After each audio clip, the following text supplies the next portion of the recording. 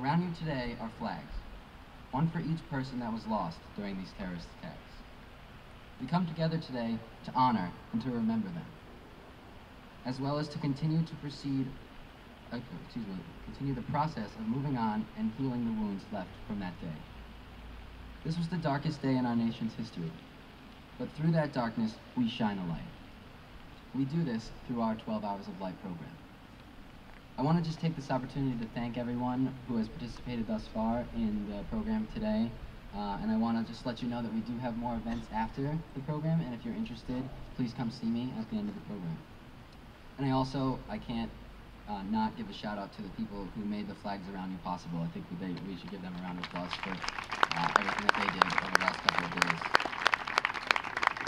I want to say just please continue your service to this great community. I think there's no reason that this has to stop after 9/11.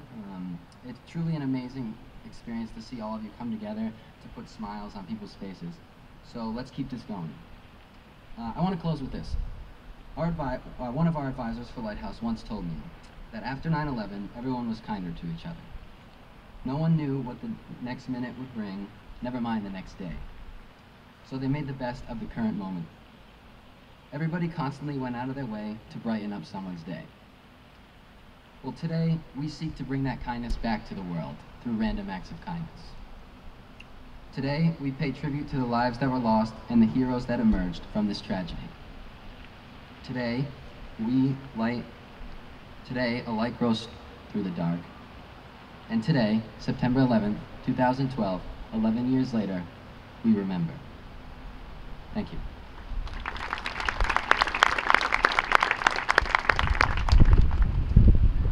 On the morning of September 11th, 2001, 2,976 people from 93 nations around this world lost their lives in New York, at the Pentagon, and on Flight 93. Today, we remember. We remember the first time that we heard the news. We recall the first time we saw those images. We remember the way our thoughts and prayers were with the families who lost loved ones. And our thoughts and prayers are with them again this evening, and so let's stand together to pray. Please join me in reading the bold sections of the prayer printed in your program. May we rise above. May we rise above. May we rise above. May we rise above. May we rise above.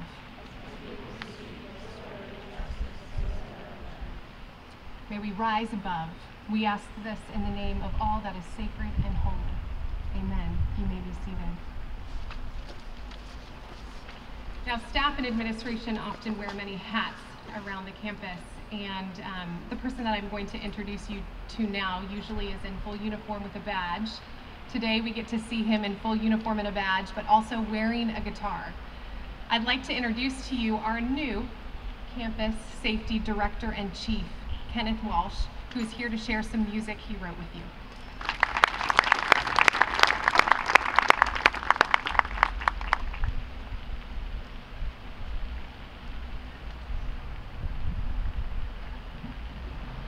Good afternoon, everybody. I am blessed this afternoon to have my father accompany me to do this song. I'm going to do a song, and then my dad is going to do a song. When 9/11 hit, I was a police sergeant over in the town of Wenham. I was assigned to the midnight shift. And my favorite singer at the time, and still is, other than my dad, is Bruce Springsteen. He's my favorite singer-songwriter. And right after 9/11, he came out with an album called The Rising. And there were two songs on The Rising. One was My City of Ruins, which actually he wrote, and it is eerie how it's like 9/11, but he actually wrote it before 9/11. And the other song is Missing. And I got thinking about my own thoughts on 9/11, and for some odd reason in my mind, with my life at the time, I was thinking about a first responder. It didn't have to be a police officer. It could be a police officer, a firefighter, or an EMT. And he's leaving for work on that morning. And as he's leaving, he wakes up and he looks in his bedroom at his children. He sees his wife laying in bed, and he says goodbye for the day. And I'd just like to read a couple of the lyrics that I will be singing. Woke me with a kiss, and you touched my hair.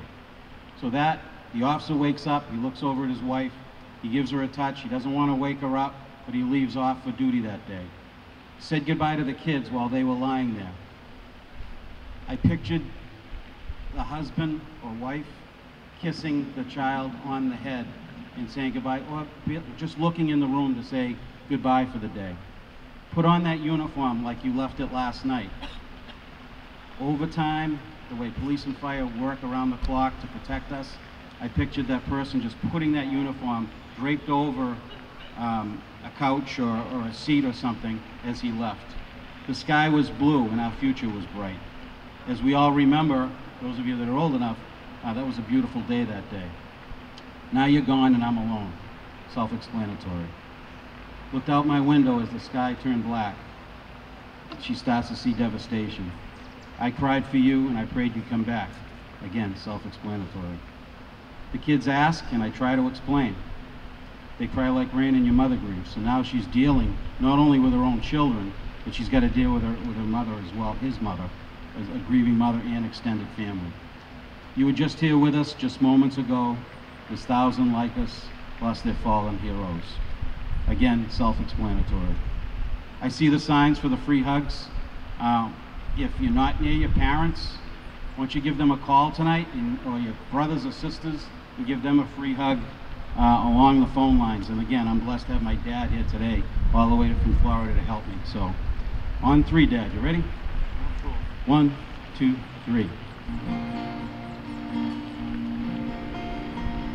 Woke me with a kiss, and you touched my hair, say goodbye to the kids. You were lying there, put on that uniform, like you left it last night. The sky was blue, and our future was bright. Now you're gone, and I'm alone. Now you're gone, and I'm alone. Looked out my window as the sky turned black, put on a TV, and I prayed you'd come back, but you were lost in a rubble. Not coming home, I cried for you, as I watched that crumbling stone. Now you're gone, and I'm alone. Now you're gone, and I'm alone. The kids ask, and I try to explain. They cry like rain, and your mother agrees.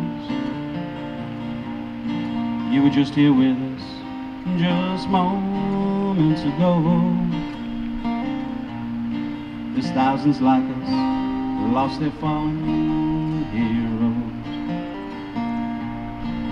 Now you're gone, and I'm alone. Now you're gone, and I'm alone. You know we got to be strong, Lord, we got to be strong. Got to carry on, got to carry on.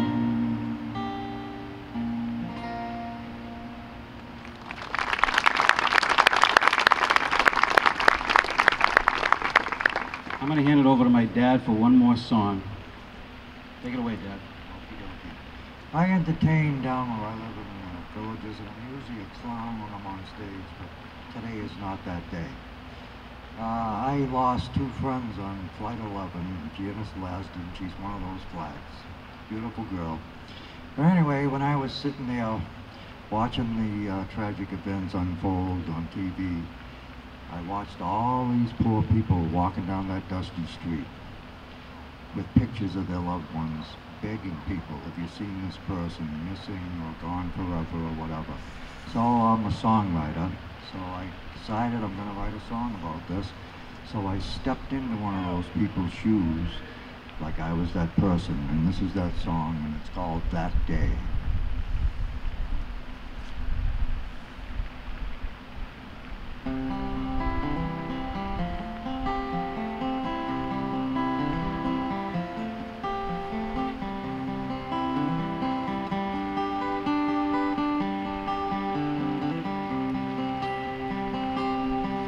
I lost you that morning,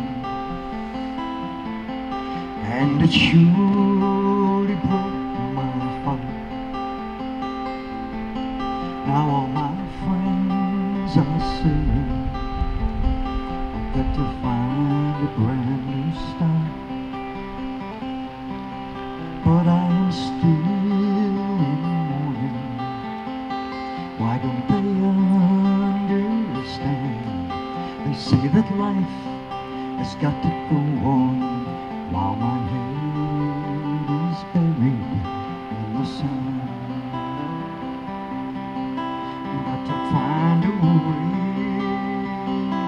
got to find a way to overcome the outcome of that day. Got to find a way to overcome the outcome of that day. Been 11 years ago September, but it seems like yesterday. I wish I could not even remember, but you don't forget what happened that day. Got to find a way, got to find a way to overcome the outcome of that day. Got to find a way, got to find a way to overcome the outcome of that day.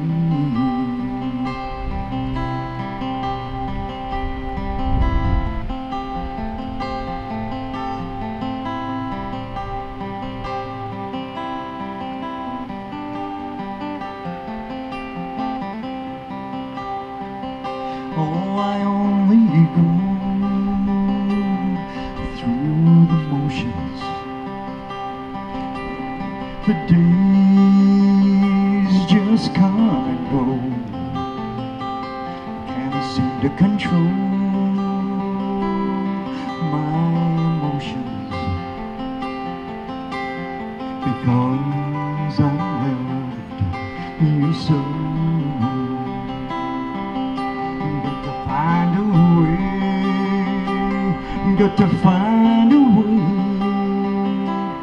to overcome the outcome of that day. Got to find a way,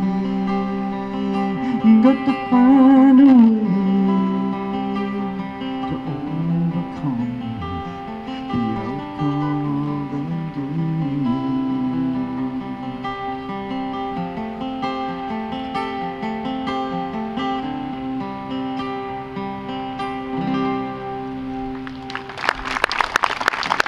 Very much.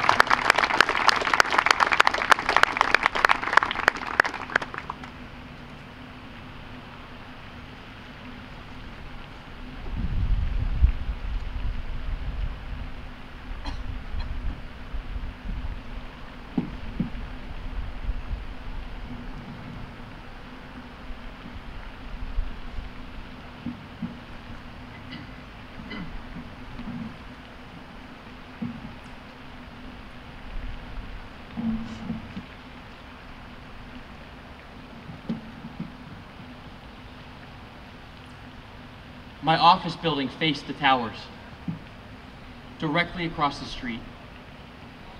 I was at work as usual on that morning, deep in thought, when the earth began to shake. I ran to the window and looked out.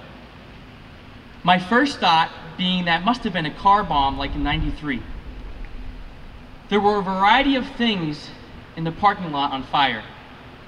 Then I began to hear screams. Screams that you hear in movies pale in comparison to the haunting cries of reality.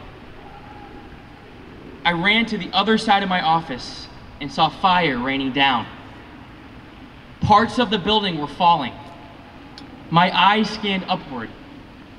Fire crawled its way around the tower, locating itself most prominently around a huge gaping hole in the top of the tower. I knew at this point it wasn't a car bomb, but I didn't know exactly what I was seeing until several minutes later on the news. It's Fashion Week here in New York. Big deal, we get to see a preview of all those fashions out there. But you don't have to be as skinny as a rail to appreciate this next segment. Let's turn now to CNN Gail O'Neill, who will take you behind the scenes of the Liz Lang maternity wear show coming right up after the break. I'm sorry. This just in. You're looking at an obviously a very disturbing live shot there. That is the World Trade Center, and we have unconfirmed reports this morning that a plane has crashed into one of the towers of the World Trade Center.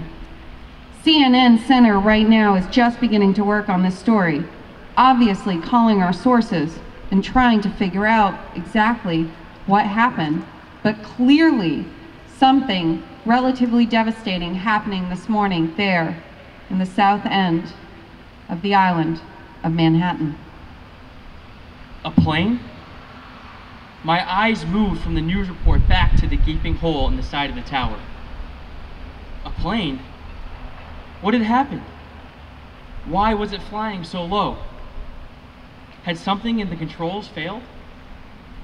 I don't remember if my husband kissed me goodbye that morning. The alarm sounded at 4:45 a.m., and I remember the shower running. Leroy dressing quietly in the bathroom.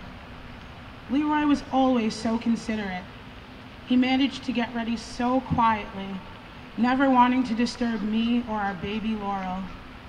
He was such an amazing husband and father. That morning, like any other morning, Leroy put on his dark blue trousers, a white shirt, blue tie, and a United Airlines jacket. I've always been so proud of him. First Officer Leroy Homer. It had a ring to it. On that morning, he would sit in the right-hand seat of the cockpit of a Boeing 757. I noticed everyone in the office around me reaching for their cell phones, calling loved ones. Some whose spouse worked across the way in the towers, or their colleagues and friends. I started to reach for my phone. What if my family was worried about me? I began to dial when the shook violently once again, knocking many of us off our feet. As I regained my balance, I looked to see a fireball erupt from the second tower. And for a moment, all went silent. The world just seemed to stand still. This couldn't be real. As the ringing in my ears lessened, the screams and panic increased. My colleagues began sprinting from our building. That morning, I actually didn't go to school. I wasn't feeling well. I was just too tired to make it happen that day. I was old enough to stay home, but my brother had to be taken to the babysitter. My mom left to go to work at the tower. She reminded me to take care of Jeremy when he got home. I was like, okay, Mom, I got it. I love you. Bye. She hugged me and gave me a kiss, and that was the last time I saw her. I fumbled around a bit looking for my Palm Pilot and wallet before I joined my colleagues in the sprint out the doors. The 24 flights of stairs down to the ground were flooded with people, and when I finally managed to make it out to the streets, there were only more people. A crowd had gathered right outside our building, not moving, staring up at the two burning towers. Fire continued to climb up and down the towers. People poured out from the buildings. Fire and police sirens rang in the distance. My wife Moria was on duty that morning, best-looking patrol officer in the 13th precinct on the 21st Street. My wife was always a fighter, and I don't mean that in the negative sense. She was one of those rare types, you know, the ones with so much courage and heart. She'd never back down if someone were in trouble. That was what made her so good at her job. Her colleagues would later tell me that she charged straight into those buildings without hesitation, pulling people out one by one. She was inside helping someone when it fell. A deafening crack of thunder reverberated off the walls of the surrounding New York skyscrapers. The tower crumbled before our eyes. Dust, ash, smoke buried the city. All went black.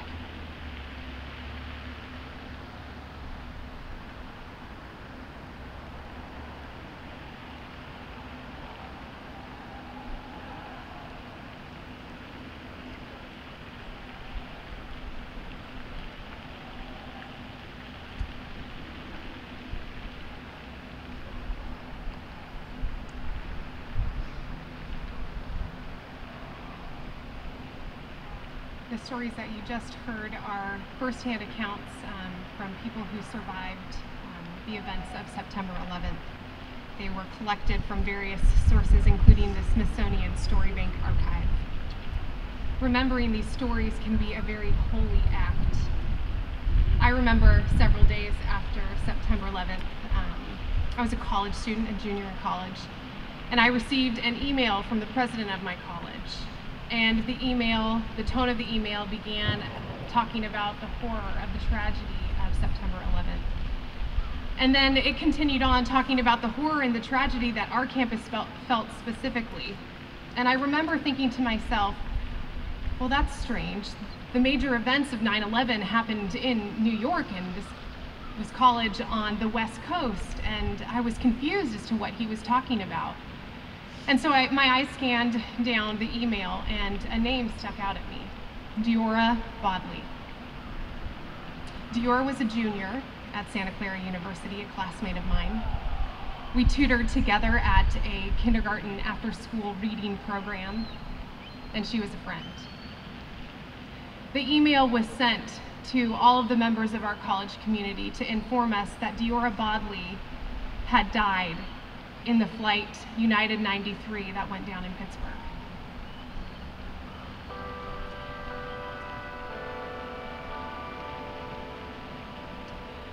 For years after reading that email, I spent a lot of time wondering. I wondered what this experience was like for her on the flight. I wondered whether or not she held someone's hand as it went down. I wondered whether or not she felt peace or fear. I wonder whether or not she experienced the pain when she realized that she would never see her family or friends again, that she would never graduate from college, that she would never be able to use the psychology degree, never hang out with friends over a cup of coffee, never get married, never have a child. Remembering can be a holy act. But remembering can also be a very dark act.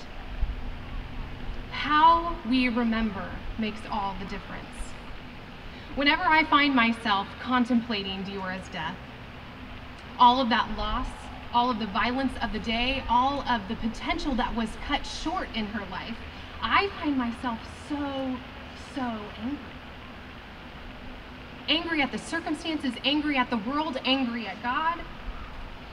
Yet when I remember the kind of person that Deora was, my anger always seems to just lose its grip. Deora loved people. She was an enthusiast for life. She was always the first to volunteer for things, reading programs, tutoring, Special Olympics. She was the first person in her academic classes and the last person to leave. She volunteered for everything. She loved people. She had such an incredible, joyous spirit.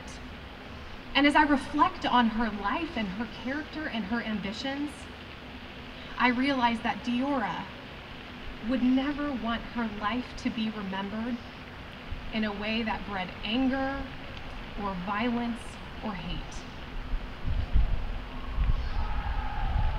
Last year on September 11th, the 10-year anniversary, a college student got in the back seat of a taxi cab in New York City. He asked the driver whether or not he was Muslim.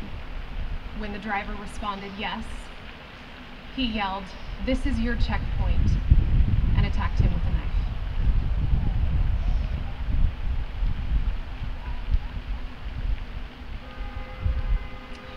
remembering can be a very holy act when we know how to remember well together. And today, after 11 years of wrestling with my own personal pain around this incident, I can tell you that I have a lot of hope. And it's actually because of you. Because of how you remembered today. So for those of you who participated in the events of the day, many of you experienced hugs from strangers in malls and different places located around the city of Beverly. Many of you handed out balloons to little children on the beaches. Many of you served in places like Beverly Bootstraps and homeless shelters. Today, we remember the stories of the people that were up front here and of the people that are represented by every one of these flags back there by serving. Today, you give me hope because of how you remembered. Today, you give me hope because instead of uniting together against others in hate or anger or violence, today, Endicott College said no. We unite together in service for others as a way to remember the lives that were so precious and so tragically lost on that day. Endicott College, remembering can be a holy act, and today you remembered well. It is now my special privilege to introduce to you two men who are very important to Endicott College and to the wider Beverly community. Our president, Dr. Wiley, and our mayor, the Honorable William Scanlon. Would you please come forward for a proclamation?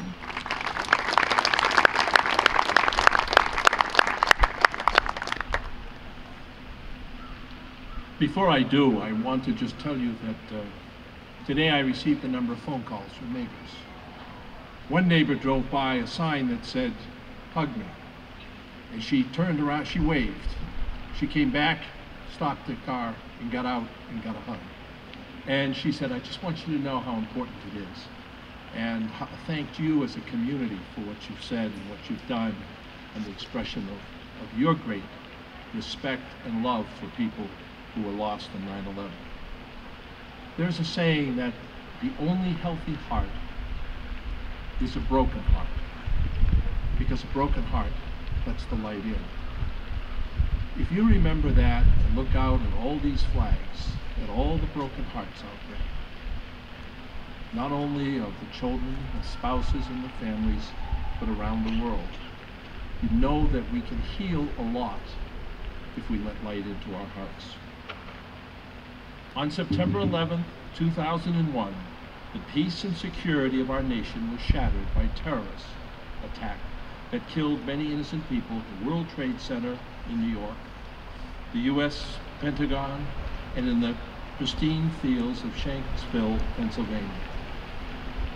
Although the goal of the terrorists was to strike a powerful blow to the hearts of all Americans and tear at the fabric of our nation, compassion and determination that will never be forgotten as we rose together as a unit and as a nation and as a world. And those who rose in this service during this rescue and recovery efforts and in defense of our nation, both here and abroad, to be recognized today. In observance of this anniversary, September 11, 2001, the attack on America, we hereby adopt the following proclamation in tribute to those who lost lives and were injured in September 11th, and in the country thereafter torn by strife. Mayor William Scanlon.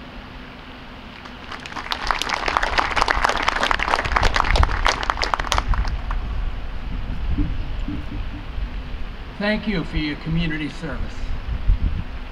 What people do that they don't have to do, that they're not paid to do, that they volunteer to do because they want to do it, that's what makes a community great. And we have a lot of such people in Beverly, and obviously you are among them.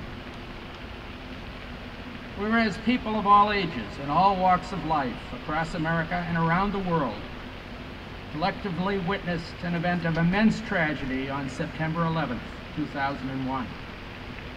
Whereas the events of that day instantly transformed nearly everyone's life, some through personal loss and many others through an unfamiliar sense of individual and national vulnerability. And whereas an unprecedented historic bonding of Americans arose from the collective shock, unifying the country in an outpouring of national spirit, pride, selflessness, generosity, courage, and service. And whereas many people were brave heroically, tirelessly, and courageously, and participated in an extraordinarily difficult and dangerous rescue and recovery effort, in some cases voluntarily putting their own well-being at risk. And whereas September 11 will never and should never be just another day in the hearts and minds of all Americans and people around the world, and whereas many people may wish to memorialize September 11 by engaging in or making a plan to engage in personal and individual acts of community service, as you have done, or other giving activities as part of a solemn day of remembrance and tribute. And whereas on March 19, 2009, the United States Congress passed bipartisan legislation, that's unusual, authorizing the establishment of September 11 as a federally recognized National Day of Service and Remembrance, which President Barack Obama signed into law on April 21, 2009. And now, therefore, be it resolved by the President of Endicott College and the Mayor of the City of Beverly, in tribute to all of the victims of 9/11 and the many who rose in service in response to the 9/11 terrorist attacks, will observe September 11, 2012 as a voluntary day of service and remembrance, and furthermore calls upon all its citizens and organizations to consider joining in this observance and to engage in activities of tribute, solemn remembrance, good deeds, and charitable service. And one last thing before I step back. I hold this coin in my hand, struck by the FBI in remembrance of all those who died, given to me by my son, who's an FBI agent, and I keep this on the desk at all times. Thank you.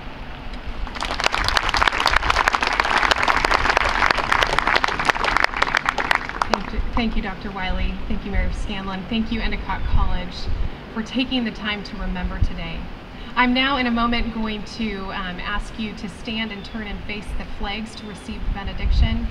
Following the benediction, we have a student who will be playing taps and ask that you continue to remain standing in silence until that is concluded, after which you are free to go.